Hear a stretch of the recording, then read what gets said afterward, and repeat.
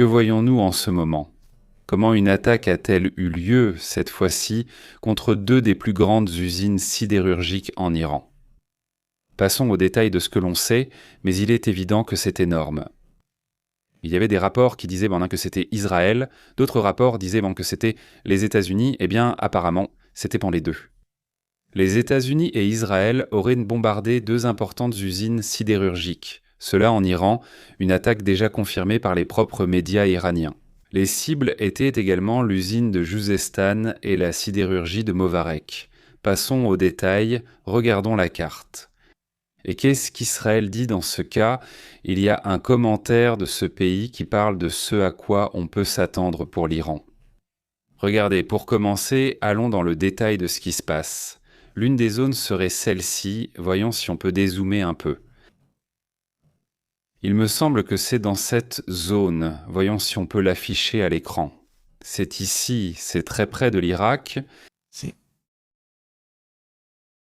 Ce serait l'une des zones et ensuite une autre. Celle-ci est au Juzestan et il y en a aussi une autre à Movarek. Voyons où elle se trouve, pour voir à quel point les attaques ont été étendues. Mais évidemment, c'est énorme, non? Et probablement, nous allons voir une réaction de l'Iran, sûrement nous allons en voir une. Voici l'autre zone, certaines ici et d'autres par là. Elle se situe dans une fourchette d'environ 300 à 400 km de différence. Les attaques contre deux usines sidérurgiques à l'intérieur de ce pays. Cela, affirme-t-il, est une réponse ou une réaction contre l'interception de 3 navires dans le détroit d'Ormuz. Le détroit d'Ormuz transporte environ une lettre. 1/5 du pétrole et du gaz, comme vous le savez. Cette fois-ci, il y a plusieurs messages qui attirent mon attention. Dans ce cas, nous voyons d'abord celui-ci, puis nous passons à un message donné par les Iraniens. C'est un message d'Israël. Écoutons. L'activité des forces de défense d'Israël en Iran contre des cibles sécuritaires et militaires se poursuit sans interruption. Nous continuerons à traquer les chefs du régime terroriste et à détruire leurs capacités stratégiques. Le Premier ministre Netanyahou et moi-même avons averti le régime iranien d'arrêter le lancement de missiles contre des civils en Israël. Malgré les avertissements, les tirs continuent, c'est pourquoi les attaques des forces de défense israéliennes vont s'intensifier. Et elles s'étendront à d'autres cibles qui aident le régime à construire des moyens de combat contre nos citoyens. Ils paieront des prix de plus en plus élevés pour ce crime de guerre. Le front intérieur et les FDI sont forts et nous continuerons à agir en Iran avec toute notre force jusqu'à atteindre tous les objectifs de la guerre. Eh bien, regardez ce qui se passe. Voyons, entrons dans les détails. D'abord, on sait maintenant que dans cette zone, dans le détroit d'Ormuz, 26 navires internes puissants avaient été lancés ou autorisés. Et nous continuerons à agir, nos forces iront. Mais ce qu'il rapporte, c'est que ce péage, d'une part, a un coût très élevé, que beaucoup d'endroits ne veulent pas payer. En plus, il y a des risques. Évidemment, cela n'est pas respecté. Tous ceux de la... Ce qu'il rapporte, c'est que cette route est pratiquement contrôlée par les Iraniens, du moins jusqu'à présent. Et en même temps, un message est lancé par les Iraniens disant ce qui suit. Écoutons. Musulmans, laissez-les rester dans ces bases afin que nous puissions causer plus de dégâts aux Américains. Pour quelque raison que ce soit, ne donnez pas refuge aux Américains. Votre terre est respectée par nous, votre souveraineté nationale est respectée par nous, mais ce qui est encore plus respecté que votre terre et votre souveraineté pour nous, c'est notre propre peuple. Votre peuple est également important pour nous. Ces personnes sont musulmanes. Nous formons une seule communauté. Nous n'avons pas l'intention que le sang d'un musulman soit versé, que ce sang soit versé. Que se derrame. Bon, voyons, c'est un message sur lequel la narration iranienne a beaucoup insisté, dans laquelle ils disent qu'ils ne veulent pas que les pays arabes offrent refuge au pays, aux États-Unis. Spécifiquement, soi-disant, nous ne voulons pas les attaquer. Et en fait, ce message arrive au moment précis, car on sait déjà qu'en ce moment, les pays arabes préparent un mouvement. Mais avant cela, il y a une réunion très étrange, sincèrement. Une réunion qui me paraît assez bizarre par la façon dont elle a été organisée. Il y a eu une réunion du G7, attention, mais elle s'est tenue avant tout dans un lieu sacré, chrétien. Et là, il y a de tout. Au G7 aussi, parce qu'il n'y avait pas seulement les membres du G7, mais aussi l'Inde. Que tu adoptes ou non un point de vue chrétien, l'Inde n'est pas chrétienne. Et il y avait aussi l'Arabie Saoudite au G7. Et vous savez qui n'était pas là, qui n'a pas été invité ? Allons dans le détail de ce que l'on sait, sans évoquer ce non-invité. Mais il est clair qu'une réunion à cet endroit attire l'attention. Et que, au bout du compte, ce que cela montrerait, c'est que, le G7 dit être préoccupé par le fait que cela pourrait encore s'aggraver. Même au sein de la même réunion. Marco Rubio est finalement arrivé, très en retard, les faisant attendre. Évidemment, c'est classique, celui qui a le pouvoir veut souvent se donner ce luxe, disons, d'arriver en retard.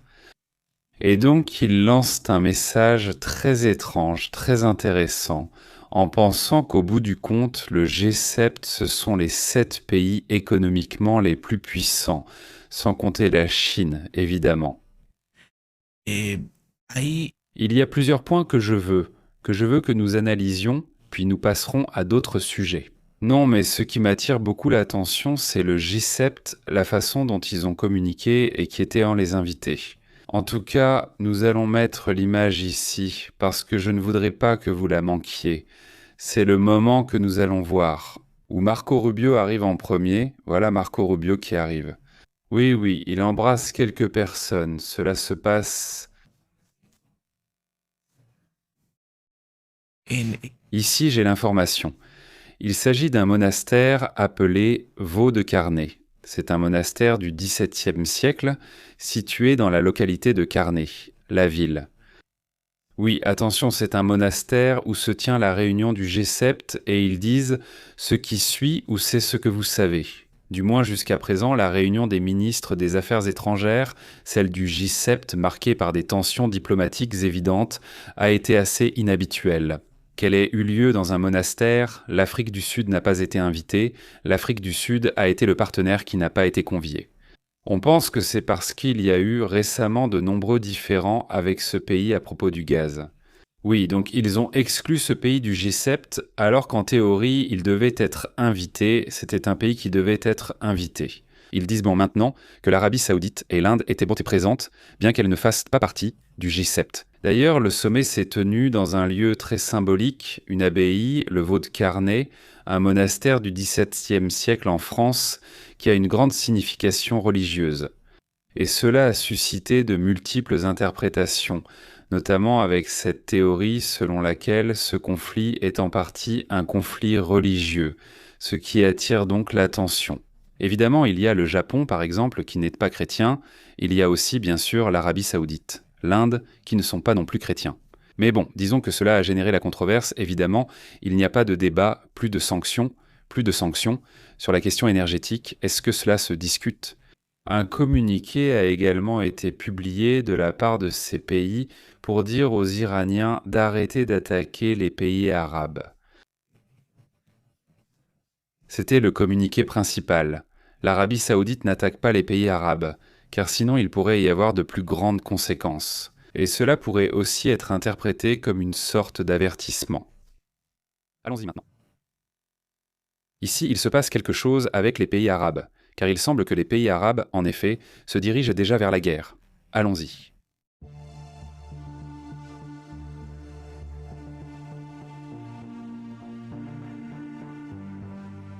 Il y a eu une réunion où l'Arabie Saoudite semblerait déjà indiquer que le conflit va s'ouvrir. Les Émirats arabes unis annoncent également qu'ils vont déployer leurs forces armées pour créer une force de sécurité, dans le détroit d'Ormuz. Ce que jusqu'à présent personne n'a fait, c'est de protéger le détroit d'Ormuz. Les Émirats arabes unis, qui sont les plus touchés, les plus proches. Au moins, ils assurent qu'ils déploient déjà une force de sécurité dans cette zone pour protéger le détroit d'Ormuz. Attention à cela, hein. Abu Dhabi fait pression sur des dizaines de pays. les Émirats arabes unis en disant aux autres pays « Vous devez aussi soutenir ». Le Qatar, Bahreïn, Oman, la Jordanie, l'Arabie saoudite elle-même, le Koweït, devraient soutenir ce projet, disons. Ils attendent encore la résolution, qui en théorie doit être décidée entre aujourd'hui et demain, c'est-à-dire entre aujourd'hui et demain. On ne sait pas s'il y a eu une négociation ou non, il est très probable que non. Et alors, les Émirats arabes unis et apparemment une alliance de pays arabes seraient en train d'entrer en conflit ? Quelles autres réactions y a-t-il ? Jusqu'à présent, d'après ce que j'observe, je vois qu'il y a une réaction des Émirats arabes unis et aussi une réaction de l'Arabie saoudite. Eux aussi ont déjà réagi. Ils disent ce qui suit. L'Arabie saoudite ne se prépare pas seulement à la prochaine phase, mais elle fait aussi pression sur les États-Unis pour qu'ils intensifient les attaques contre l'Iran. Que le prince héritier, Mohammed Ben Salman, président, ou enfin le prince dirigeant, disons, de l'Arabie saoudite, ne s'arrête pas. N'aurait-il pas dit à Donald Trump de ne pas écourter la guerre, considérant que c'est une occasion, dit-il, historique de remodeler le Moyen-Orient ? Actuellement, la guerre entre les États-Unis, Israël et l'Iran dure presque, ou en tout cas, dans quelques heures, cela fera un mois. Le 28 mars marquera déjà un mois de guerre. Le début de la guerre est passé très vite. L'Iran dit, qu'il a attaqué fortement l'infrastructure pétrolière saoudienne avec des drones, y compris la raffinerie de Jambout. Et cela a beaucoup dérangé, parce que la raffinerie de Jambout, regardez où elle se trouve. Pour nous donner une idée, la raffinerie de Jambout en Arabie saoudite se trouve sur la mer Rouge. C'est-à-dire l'Iran attaque déjà des zones de ce côté. Non, pas seulement le golfe Persique. Il attaque déjà. C'est-à-dire comme pour dire, je peux aussi te frapper là-bas, pas seulement parce que je suis ici, près du golfe. Je peux te frapper ici aussi. Et il peut même frapper la raffinerie que tu as de l'autre côté. Et ça, c'est comme si ça avait franchi la ligne des lignes. Et l'Arabie saoudite est très en colère, non ? D'un autre côté, on observe aussi que différentes attaques s'intensifient en Iran. Mais aujourd'hui, Israël a lancé un message très fort, car il dit ce qui suit. Israël annonce qu'il va intensifier les attaques contre l'Iran dans les prochains jours. Ce qui va suivre n'a jamais été vu. L'armée de l'air israélienne a déjà commencé. Bon, parlons maintenant du sujet des installations chirurgicales. Mais on attaque aussi la production d'armes navales, les usines de missiles et les systèmes de défense aérienne. Des usines de missiles balistiques, des bases militaires et des centres de production de composants clés pour l'armement iranien ont également été attaqués. L'Iran a répondu en lançant plus de missiles vers Israël contre des civils, y compris avec des bombes à sous-munitions.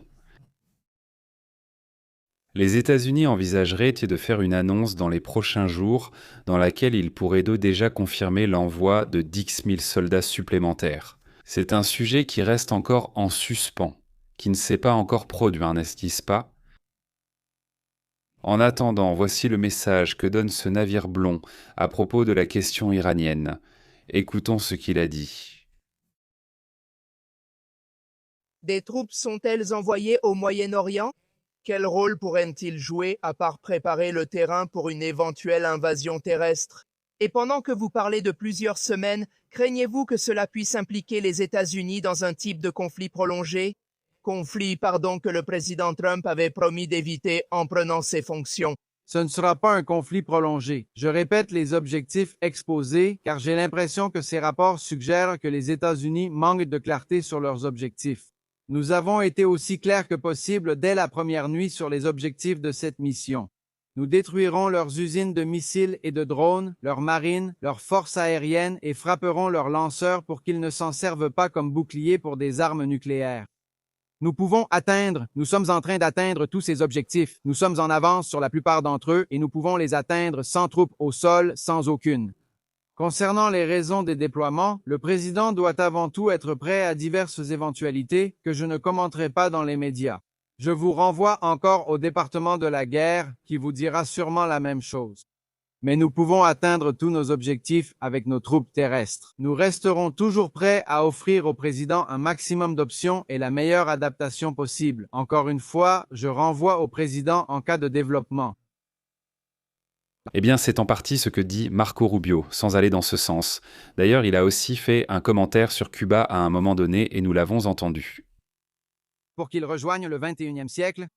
C'est triste que le seul endroit où les Cubains puissent réussir soit en quittant leur pays, c'est vraiment très triste. Tu vois des Cubains réussir partout dans le monde, sauf à Cuba. Il faut changer, en commençant par les gens, Monsieur le Président. Il faut aussi réformer le système dirigeant et le modèle économique du pays. C'est la seule façon d'avancer pour que Cuba ait un avenir meilleur. Nous l'avons dit clairement depuis des années, et il y a peut-être maintenant une opportunité, nous verrons. Eh bien, c'est ce que dit le secrétaire d'État des États-Unis à propos de la question cubaine. Non, évidemment, cela attire aussi l'attention. Un autre sujet qui est également intéressant, c'est que cette attaque est en train d'être signalée. Parce que nous avons déjà parlé des attaques des États-Unis et d'Israël en Iran, mais l'Iran continue de répondre et l'Iran continue aussi d'attaquer. Vemos esto en Kuwait. Écoutons, bon. حتى المطر والخير Merci. نعمة ربي اللي احنا Bon, voyons. Selon le rapport, d'après ce qu'ils ont dit, ils ont attaqué cette zone avec des drones.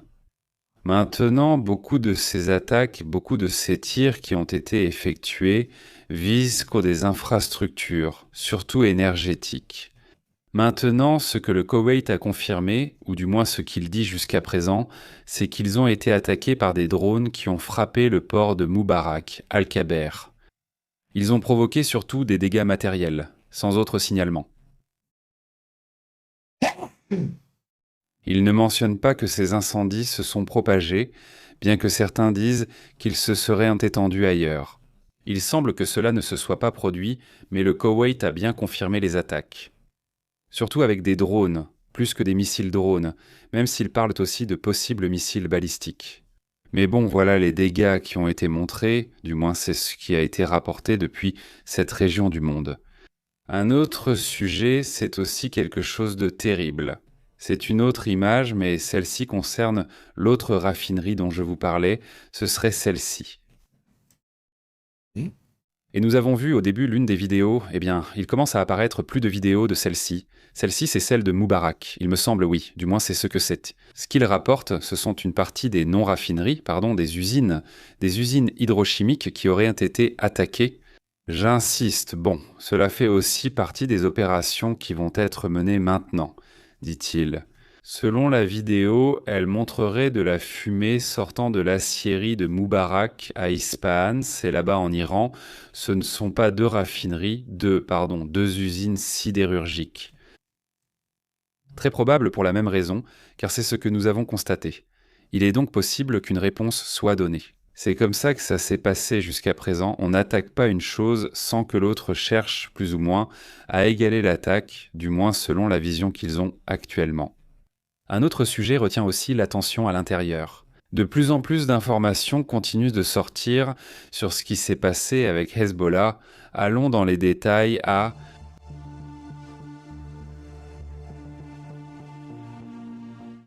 On continue de montrer plus d'images des endroits où ces dépôts et tunnels du Hezbollah avaient été découverts sous une église. Il s'agit d'une église à Kiam. Ils ont été scannés par la brigade Givati.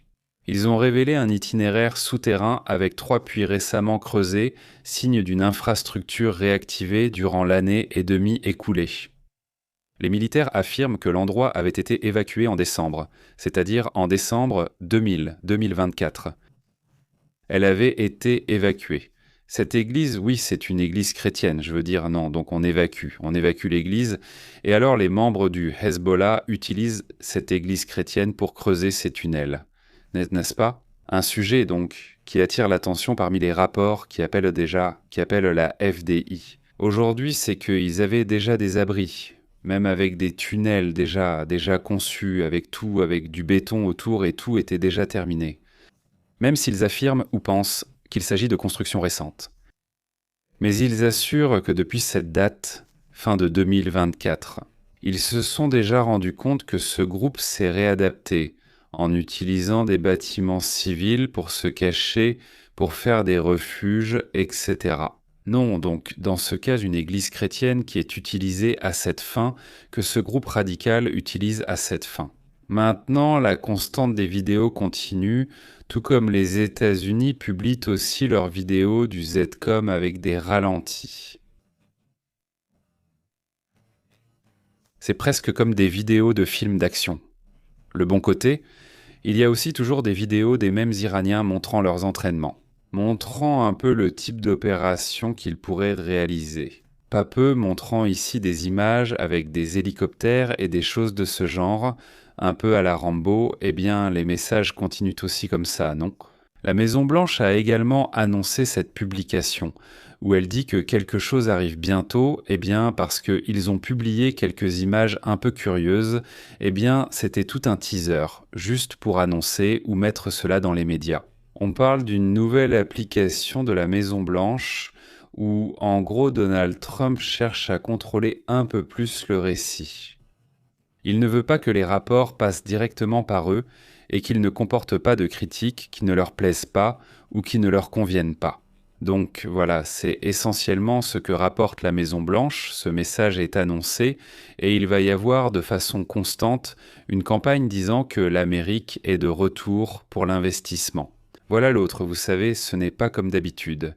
Et aussi, bien sûr, c'est sûrement ce que rapporte l'armée de l'air. Israël et la force aérienne israélienne ne montreraient pas qu'ils auraient intercepté 90% des drones iraniens. C'est aussi ce qu'ils rapportent concernant ceux qui lancent les drones kamikazes depuis le Liban, la plupart sont détruits. Ils ne montrent pas ces vidéos. Écoute, mais sinon, si c'est 90%, eh bien il y a 10% qui passent. Non, ces 10% frappent donc différentes zones. Et c'est un sujet qui, évidemment, doit être préoccupant pour les gens qui vivent là-bas. Et bon, eh bien profitons-en pour regarder ça aussi, non ? Dit la force. Israël aurait lancé une nouvelle vague. En ce moment, une nouvelle vague est signalée, cela à Beyrouth, dans le sud de Beyrouth, contre le Hezbollah. On commence aussi à entendre des explosions, dit-il. Ce matin, le Hezbollah a affirmé que ses membres affrontent les forces de la FDI qui se sont déplacés dans un village d'Al-Biadet, c'est un village à Sama. Bien sûr, ils ont commenté « Non, eh bien, parmi les détails qui ont circulé il y a quelques instants, nous en parlerons en observant ce post. Voyons ce qu'on en sait de plus. » En attendant, eh bien, on montre, ça a été publié sur certains réseaux, ces Irakiens, pas les autres. Ici tout près, ici où je me trouve à environ, mince, est-ce que ça fait environ 500 mètres ? Là-bas, il y a ce stade, là où s'affrontent l'Irak et... comment il s'appelle ? Et qui ça va être ? La Bolivie, n'est-ce pas ? Et la Bolivie. Mais bon, il y a eu des échanges là-bas entre les supporters mexicains et les Irakiens, non ? Ils ont pris des photos ensemble par là. Ils sont venus d'Irak, ils ont volé depuis l'Irak pour voir le match, ils sont aussi venus de Bolivie. Évidemment, en ce moment, il y a une communauté irakienne dans les hôtels, une communauté bolivienne, évidemment, je suppose aussi du sud. Et même s'ils ont déjà perdu, j'imagine qu'ils sont déjà en train de rentrer. Mais bon, merci aussi pour le salut. Juan Pablo, salutations Blanca, Marcelo, comment vas-tu ? Très bien. Voici la situation, abordons aussi d'autres sujets importants. Remarquez que parmi ces églises chrétiennes dont je parlais, il y a déjà un peu plus de détails, dit-il. On a retracé que la brigade Agibat et Al-Kitam, les troupes du FDI, ont découvert que certaines églises, des églises chrétiennes, ont été utilisées. Voilà. Dans le but, dit-il, de se cacher de la part de... Eh bien, évidemment, dit-il. L'insertion de bases militaires au sein de la population civile de la part de la Est de plus en plus importante. Des écoles, des églises ou même des infrastructures civiles ont été utilisées en parallèle. Israel Katz dit que les offensives contre le Liban vont augmenter. Je pense que c'était évident. En attendant, il y a une recommandation très curieuse que le gouvernement des États-Unis fait à sa population. Regardez ce que le gouvernement des États-Unis est en train de recommander à la population. Attention. Avec cela, réduire la vitesse en conduisant et opter pour le télétravail face à la forte augmentation du prix du pétrole. Trump n'affirmait-il pas qu'il n'y avait aucun problème, que le prix pouvait monter indéfiniment sans conséquence, et maintenant ils le reconnaissent ? Mieux vaut travailler, rentrer chez soi et en sortant, y aller doucement pour économiser de l'essence. Je veux dire, la recommandation est bonne, économiser un peu c'est bien, mais ce n'est pas un sujet ordinaire. C'est-à-dire, le fait qu'on te dise de ralentir ou de travailler depuis chez toi, ça montre clairement qu'il y a autre chose derrière, la fermeture du détroit. On constate que cela va durer et qu'il pourrait y avoir une pénurie de carburant. Malgré ce qu'on a répété, le prix de l'essence a augmenté d'environ 20% en seulement un mois. Aux États-Unis, le baril de pétrole est au-dessus de 100. Il y a un instant, on voyait qu'il était à 108 $, impressionnant. Vraiment. C'est-à-dire. Et il est sur le point d'atteindre les 109 $, là il est à 108,79. Oui, c'est-à-dire, c'est fou tout ça. Et c'est curieux, sincèrement, qu'on dise qu'ils prennent ces précautions. Je le comprends aux Philippines, je le comprends en Inde, ils ont peu de réserves et ce ne sont pas des pays pétroliers. Mais ici, je trouve ça vraiment incroyable. Au fait, juste avant de passer aux commentaires, il est déjà confirmé que l'Ukraine. Et on savait qu'ils avaient fait une alliance, mais on ne savait pas très bien ce qu'ils avaient en signé. Qu'est-ce qui s'est passé ? Eh bien, il est confirmé que l'Ukraine a déjà signé un accord de coopération en matière de défense aérienne. L'objectif principal, c'est que l'Ukraine partage son expérience dans la lutte contre les drones iraniens Shahed. Ces drones ont été utilisés par la Russie contre l'Ukraine et par l'Iran au Moyen-Orient. L'Arabie saoudite chercherait à renforcer sa défense contre les attaques sur ses infrastructures pétrolières. L'Ukraine a développé des systèmes de défense très économiques et efficaces après des années de guerre, et des experts militaires ukrainiens ont été envoyés dans des pays du Golfe pour fournir des conseils. Donc voilà, cet accord est déjà signé, ils sont déjà en train de travailler là-dessus, d'après ce qu'ils disent. Passons aux commentaires.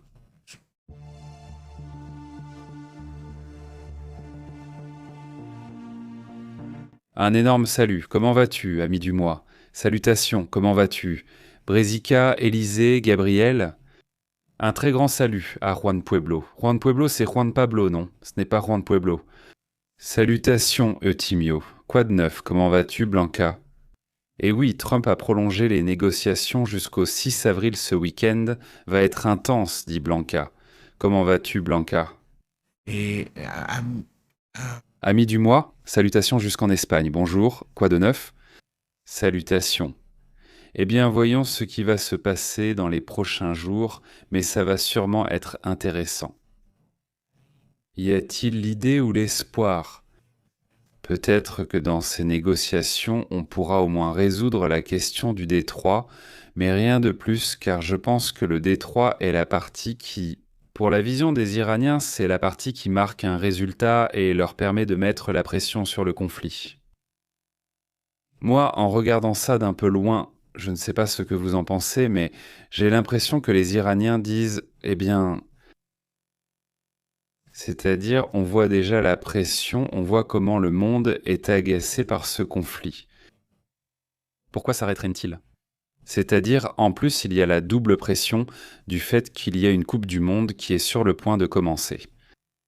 Donc il y a aussi ça. Le fait qu'on parle beaucoup du conflit et pas de la Coupe du Monde, ce n'est pas très positif, disons. Parce qu'au final, c'est un grand événement qui n'a lieu que tous les 4 ans. Et donc, ce dont on va parler à ton sujet, ce ne sont pas les belles infrastructures que tu as, mais plutôt s'il va se passer quelque chose ou non. Non, il y a déjà un rapport sur une cyberattaque qui a visé le FBI de la part d'un groupe lié aux Iraniens. On va en parler plus tard, mais c'est un sujet vraiment fou, parce que ça montre bien qu'il se passe vraiment des choses. Et en fait, la préoccupation va plutôt être celle-là, pas ce qui va se passer avec autre chose. C'est que certains pays qui vont participer à la Coupe du Monde sont ou ont ce genre d'espèces, comme des sanctions très étranges où les visas leur coûtent environ 15 000 $ chacun. Donc c'est quelque chose qui n'est pas viable, c'est-à-dire qu'ils ne peuvent pas se le permettre. Donc la FIFA avait aussi demandé qu'une exception soit faite pour ces personnes, c'est-à-dire l'équipe technique, les joueurs. C'est-à-dire, et donc qui sait ce qui va se passer à ce niveau-là? Non, où il dit, c'est-à-dire il dit. Il devrait informer la population sur la façon de se préparer, dit le chat. Bon point là, salutations, très bien. Le lycée dont parle Poutine, dit Luz. Comment vas-tu, le lycée? Je sais qu'entre l'Ukraine comme conseiller, là il dit, ça ferait que la Russie entre aussi. Il dit non, eh bien la Russie, et elle est entrée, c'est-à-dire la Russie est déjà là.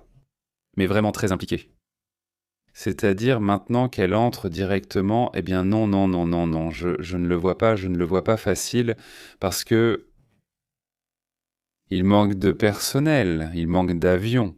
Qu'est-ce que je pourrais apporter?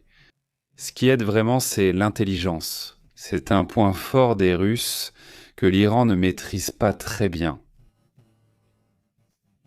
En ce qui concerne les satellites et ce genre de choses, ce n'est pas non plus extraordinaire, car les Russes ont beaucoup eu de difficultés avec les communications en Ukraine, mais ils luttent aussi pour une autre raison, car ce qu'a fait l'Ukraine, c'est de beaucoup travailler sur la cyberguerre. Non, donc ils ont bloqué beaucoup de signaux dans la zone, donc tu as ces brouilleurs, tu les as déjà mis en place. Le truc, c'est que c'est ça que l'Ukraine vend maintenant, c'est-à-dire que l'Ukraine vend des systèmes de brouillage. De ces appareils venant comme Jackie, peu importe comment ils l'appellent, en gros, ça crée une sorte de cercle où il n'y a pas de signaux de téléphone portable, pas de signaux de drone, ni ce genre de choses. Donc ça rend les drones un peu fous, ou même ça les désactive. C'est pour ça qu'on utilise maintenant ce système de fibre optique, ce long câble de fibre optique. Pareil, les Russes y font aussi la même chose contre l'Ukraine, ils essaient juste de faire ça, mais ils sont limités. C'est pour ça qu'ils attaquent en les zones de raffinerie, parce qu'on ne peut pas protéger une zone aussi grande, là c'est plus compliqué, donc ils attaquent des raffineries dès qu'ils sont loin, mais bon, ça fait partie du spectacle. Santé annonce attention communauté 2. Le manque d'engrais affecte déjà la production d'aliments clés, comme le blé, le maïs, le riz. Ce n'est pas le futur, la différence de demain se prépare aujourd'hui, affirme Jalala. Excellent commentaire, santé, Jalala. Oui, en effet, voilà, il y a bien ce problème d'engrais qui est un autre sujet également très très difficile. Je n'ai pas vu. Vérifions si la FAO a un rapport et propose une solution sur ce sujet. Où en est-on? Tout à l'heure, nous en viendrons aux pays les plus pauvres, c'est-à-dire des pays qui, n'ont pas d'autre solution, à part, l'acheter à un prix exorbitant ou produire moins. Nous continuerons à observer. Nous revenons bientôt pour une mise à jour. Un grand merci de partager, d'être ici, salutations, lisez Ijaraja, oui, salutations à Blanca Jalala, à toute la communauté Brezeka, merci à tous, on se retrouve dans un instant, à bientôt.